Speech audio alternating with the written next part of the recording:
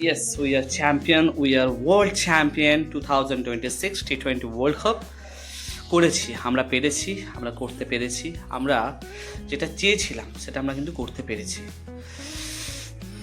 একটা dream is a মানে record breaking match কত সন্ধ্যায় হয়ে গেল। Third time we are champion and we are the consecutive winners of two world cup 2024 and 26 এবং all credit goes to our men in blue. All the players had played very well. They contributed a lot for winning not only the winning the World Cup but also they're defending the cup. So দারুণ একটা match হলো। চলো এই match নিয়ে আমরা একটু ডিসকাশনে ফিরি। নমস্কার, আমি বাপি। আমি আছি আমার ইউটিউব চ্যানেল ব্লগ উইথ বাপিতে। তোমরা আমাকে দেখছো। এখানে আমরা বিভিন্ন রকম খেলার নিউজ নিয়ে আলোচনা করছি। আজকের টপিক হচ্ছে আমরা ওয়ার্ল্ড কাপ উইনার, সেই নিয়ে আমাদের আজকের এই ভিডিও।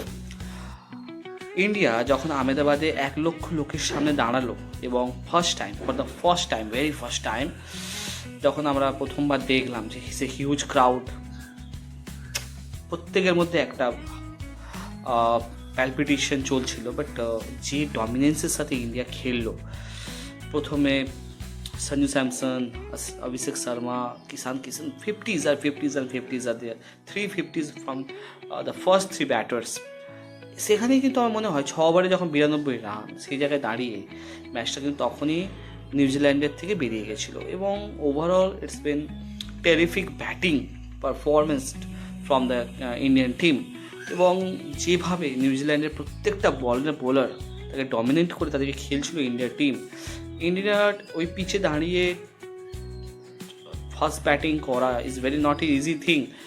সেখানে নিউজিল্যান্ড কিন্তু সেই সুযোগটা পেয়েছে তার সেকেন্ড ব্যাটিং করার চান্স, তা সত্ত্বেও কিন্তু কাজে লাগাতে পারেনি, কারণ পাহাড় সম 255 রান। লাস্টে শিবম দুবের ওই অনবদ্য 8 বলে 24 রানে বা 28 রানের ইনিংসটা ইজ এ টেরিফিক।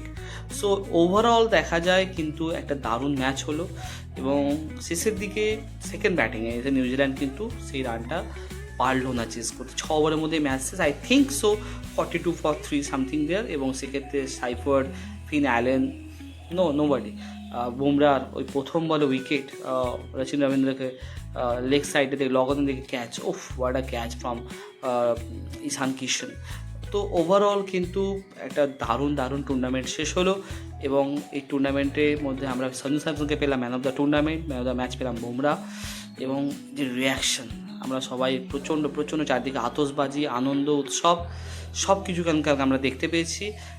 সত্যি অহংকার, গর্বে বুক ভরে যাচ্ছিল যেভাবে ইন্ডিয়ান টিম এত ডমিনেন্ট করে, মানে এটা ওয়ান কাইন্ড অফ ডমিনেন্স, মানে Indian dominance has started already. যেটা একটা সময় আমরা অস্ট্রেলিয়ার ডমিনেন্স দেখতাম, এটা ইন্ডিয়ান ডমিনেন্স চলছে পরপর। World cup 2024, 25 champions trophy, 2026 this kind T20 world cup, women's world cup, under nineteen world cup is lot of মানে ক্রিকেটে ইন্ডিয়ার যে ডমিনেন্স পাওয়ার সেটা কিন্তু অলরেডি শুরু হয়ে গেছে এবং প্রচণ্ডভাবে সেই ডমিনেন্স চলতে থাকবে।